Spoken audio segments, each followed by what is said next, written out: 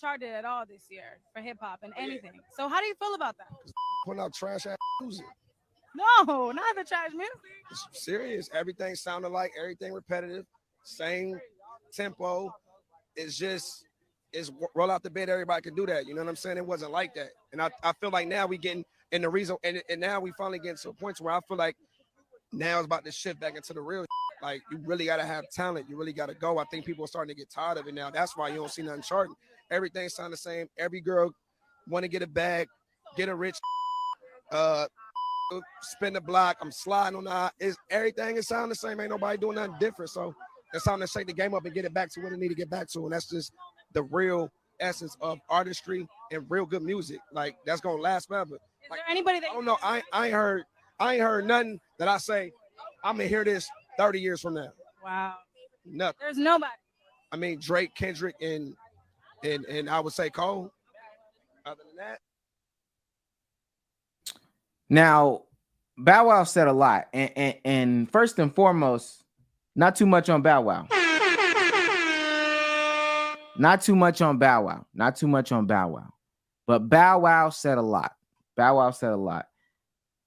We got 1K David, and I'll bring people up and all that stuff like that. Things are charting. Why people keep saying that shit? Well, he didn't say shit. My bad, bro. People are saying that, and this is true as far as Billboard goes. There has been no hip hop or rap album or single to chart #1 on the charts, the Billboard charts.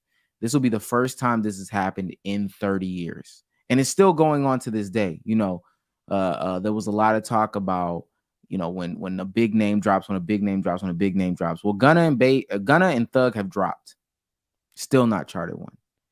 Now, there are some things surrounding that, you know, Gunna stuff. Well, actually, I can't even. Well, for Gunna stuff specifically, we know why Gunna might not hit one. There's a lot of stuff going on for Gunna to not go #1. For Gunna to not go #1, understandable, totally. Even though he's a big name, all the stuff going around with the case, totally get it. For Thug not to go #1, though. For Thug not to go #1 is a little crazy. Especially with all the backing that he had with the stuff that's going on. He should have more support now than ever. Now, historically speaking, has he done well sales-wise? I don't think so, if I'm not mistaken. But that shouldn't take away from the fact that he did not chart. And there's not a song that chart. Now, David, I see, and I was just about to bring that up. There has been a guy that has had a chokehold on the #1 spot.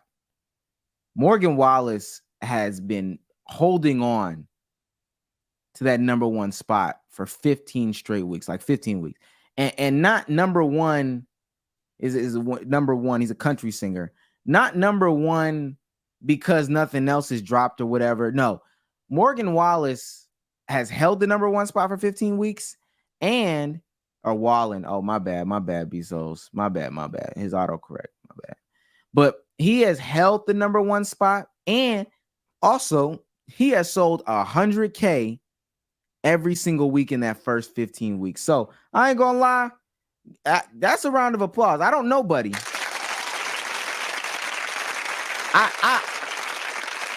I literally don't know, buddy, but to hold it for 15 weeks and also to sell 100K every week, that's some legendary shit. But with that being said, this is still a conversation about hip hop. And that doesn't go to the #1s. The fact that there was not any #1s. I think Bow Wow had a lot of credibility in what he said. And again, let's not discredit Boward Woward. You ain't got it. You ain't bumping like I'm bumping. You ain't saying nothing, homie. You ain't fresh as I'm is. But let's investigate what he's saying, because I think that there is some legitimacy to what he's saying. And rap is just an amazing genre. There's some things that you just can't criticize in life without people saying, you know, oh, you're a hater, you're an old person, da-da-da-da. We should be able to criticize hip-hop. Charted at all this year for hip hop and anything. So how do you feel about that? putting out trash ass music. No, not the trash. Okay, niggas putting out trash-ass music. Now, there is some subjectivity to it. But sometimes, objectively speaking, we can agree. Some of this shit is trash. It's serious. Everything sounded like everything repetitive, same tempo. It's just it's roll out the bed. Everybody can do that. You know what I'm saying? Now, how do y'all feel about everybody sounding like everybody sounds repetitive, same tempo, same sound? I do agree to him with some of what he's saying. I think a lot of specifically female rap sounds the same. And especially because we're subgenring rap now, I think subgenring rap has also hurt rap a lot. Because if there's a era of drill rap, if there's a segment of time where drill rap is like very hot, very part of the culture, and a lot of artists are trying to imitate, emulate, find the nearest drill rapper to get on the track, then everything's gonna sound the same. When Nicki hopped on the 5EO track, when I think 2 Chainz got a NYC drill record, there's a Christmas drill record, like and I like some of this music. I do like some of this music. I ain't gonna lie. I like some of this music, but come on, bro. I ain't a baddie. I ain't the bottle. When we get these subgenres to come to the forefront, it would be easy to see, because that was a Christmas song. And I like that song. But it would be easy to see how, people can say, oh, this is, this is tough. Everybody sounds the same, blase, blase, blah. And I can agree that there were waves in hip hop, but from what I remember, I don't remember everybody hopping on that wave. If you had a distinctive style, you stay with the distinctive style. Snap music was big back in the day. I'm from the South. I know about snap music. Snap music was big back in the day. That doesn't mean the New York rappers started to get on snap music. But nowadays we see a blend of everybody trying to do everything. And it could be, experimental. It could be, for the money. It could be a bunch of things. But the claim that all music or some of the music sounds the same, a lot of the music sounds the same, to me, it's a little valid. It's a little valid. There's some validity to that shit. Saying it wasn't like that. And I feel like now we getting in the reason and now we finally getting to a point where I feel like now it's about to shift back into the real. Like you really gotta have talent. You really gotta go. I think people are starting to get tired of it now. That's why you don't see nothing charting. Everything sound the same. Every girl want to get a bag, get a rich, spin the block. I'm sliding on the. Everything is sound the same. Ain't nobody doing nothing different. So it's time to shake the game up and get it back to what it need to get back to. And that's just. I want to address female rap. I think niggas would definitely agree that female rap, sex sells, this, that, and the third, especially if we're talking about content. And I actually enjoy some of it. But pussy rap has kind of gotten out of hand. I ain't gonna lie. Pussy rap has gotten out of hand. Some of the pussy rap is cool. The way I see it, if the baddies in the club is going crazy, then I'm with it. I want to have them have a good time. If they have a good time, I'm gonna have me a good time. You feel what I'm saying? I'm trying to, go crazy. But a lot of it is very formulaic. So when we get people, and no disrespect to her, because I think it's a good song. We all love the song. But Pound Town is a very, very formulaic song. I could have seen 4, 5, 6, 7, 8 different women make Pound Town. I literally could have seen it happen. It's very formulaic, extremely formulaic. But I think that a lot of it is formulaic. A lot of them can be replaced with somebody else. You could throw X rapper. I could have seen Cardi B on Pound Town. I could have seen Lotto on Pound Town. Nicki killed Pound Town for me. I could have seen Koi on Pound Town. There's a lot of people I could see on these songs. And I think that's why they be sliding on these remixes. And it seems like, oh my God, this is such a natural fit.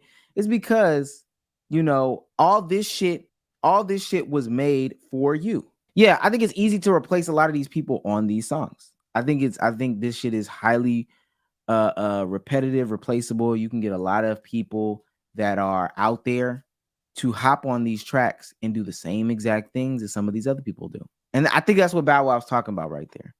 Same thing with the drill records. I think that's why it's so easy for folks to slide. When we let the producer carry for so long, in my opinion, we've probably been letting the producer carry since like the mid 2010s, early 2010s, mid 2010s. Probably, I take that back. When Hard in the Paint came out, I think that there was a distinctive shift in music. specifically from the producer standpoint. The producer got his own tag, but he got his own tag in a different way. He got his own tag in a different way. He got his own tag by saying his name. And the first time I remember this, and I've said this before, is when Hard in the Paint came out. That nigga Lex Luger. Now, I don't remember people saying their own tags. Some people had distinctive tags. But I don't remember producers playing their tag in the record before. And when that happened, people became superstars. People became mega stars. You know, there was even a time before when the tag the tag wasn't even in it. People just made their record cool. Oh, this has a distinctive sound. So if you know music, you know that it was this guy. But now we have a tag, and then the tag came to the name. So now everybody, Metro Boomin wants some more. KY Engineering. Take Heat. Fuck these niggas up. Everybody, all the producers have it because they're just as famous.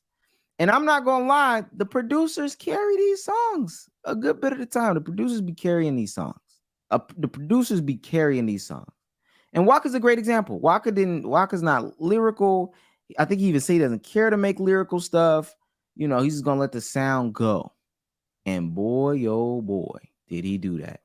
And ever since then, we've gotten to a stage where, okay, we're going to have this hard beat. We're going to coach you how to rap on the hard beat. We're going to coach you on how to rap on this hard beat. And I think I could take anybody in chat and do it. Like, we could take anybody in chat and we could make them rap on a hard beat. And that's why he feels like it's the same. The real essence of artistry and real good music. Like, that's going to last forever. Is Like, there anybody that I don't know. I ain't heard nothing that I say, I'm going to hear this 30 years from now. Now, Bow Wow brings up a very interesting point, an extremely interesting point. And y'all saw me pose the question on the timeline. If you follow me on Twitter, if you don't, I don't know who's here that doesn't follow me on Twitter. Shouts out to the 71 in the building. Oh shit, 67 now. God. He said, I can't think of anything that will last 30 years. And if we let it play a little bit more, he's going to bring up the, except for Cole, Kendrick, you know, the names that I always name, Drake, Cole, Kendrick, the bigger names. He's going to bring those names up. But I don't know. I might be in the same boat. Do we think a lot of the artists today that are hot, that are up and coming, do we think that their music is going to last in 30 years? A good plethora of it. And before somebody answers, I'm going to name the artist. Do you think a lot of Young Boy songs will last 30 years from now? Do y'all? Be honest. Do you think a lot of Young Boy's music is going to last 30 years from now? The SoundCloud rap era, it's done. It's done. And I don't think it's spinning the block. I just don't. That sound, it's done. It's done. Listen, I want to say that I think hip hop is beautiful. I think it's in a beautiful place. The death of it is so sweet. But there's some credibility to what Bow Wow is saying. Absolutely. I think the older art lasts longer. I do think that there was some whiffs in there, but I think from a perspective of, you know, I'm an artist. I'm an actual artist. I've studied music. If you look into some of these rappers and some of these producers and some of these people that are part of this stuff, they had real musical backgrounds. They had actual musical backgrounds. So, you know, they love the music. That's one. Two, they were caught up in the game because they figured that was the only way out. Hey, if I rap, that's the only way out. Look at some of, specifically the rappers from like the 80s and the 90s. For them, getting taken advantage of in some of these contract situations was perfectly fine for them because in reality, there was no other way out. But now, boy, what? Rap is the trampoline. It is not the landing pad, period. People use their rap careers to trampoline their other careers, trampoline themselves into different careers. I'm just using this as even you see it. I did OnlyFans. They all use something. All right. Got a BBL. You know, from the woman's side, got a BBL. Got an OnlyFans. Started rapping. Now I'm dating this rapper. Now I'm baby mom. Now I'm on Love and Hip Hop. Now I sell wigs. Now I sell all these. It's just another trampoline for the guys. Got popping on YouTube. Then I went to Twitch. Then I started rapping as a little thing to do on my live streams. Then that made me launch 3 songs. That got me into dating so-and-so. And now I can be, come on, bro. They don't be taking it serious. It's a hobby. It's a hobby that they now can do. And now you can do more than ever. I feel the same way about like basketball and stuff like that. Now there's more options. So you can just, I'm going to do it this way. I'm going to do it. I'm gonna just take this, jump on this, use my basketball to elevate me, blah, blah, blah, blah. The last thing I wanted to say about this state of hip hop versus the older state of hip hop is that, now there's more access than ever to the resources that are needed to make a hip hop song, to make any type of music, that anybody can do it. And if anybody could do it, then there's going to be oversaturation. And because we live in an era of the microwave, that means we can get people who aren't necessarily like fans of the art, love, all that stuff like that. We can get them to be mainstream because social media is going to push everything. It's going to push everything. So we got people who are just trolling. Because to some extent, I feel like Sexy Red might have been trolling at the beginning, and all of a sudden she decided to take it seriously because she got more clicks and likes, and then she ended up with Pound Town. But some of her early stuff, she might have been trolling. She's honed her craft a little bit.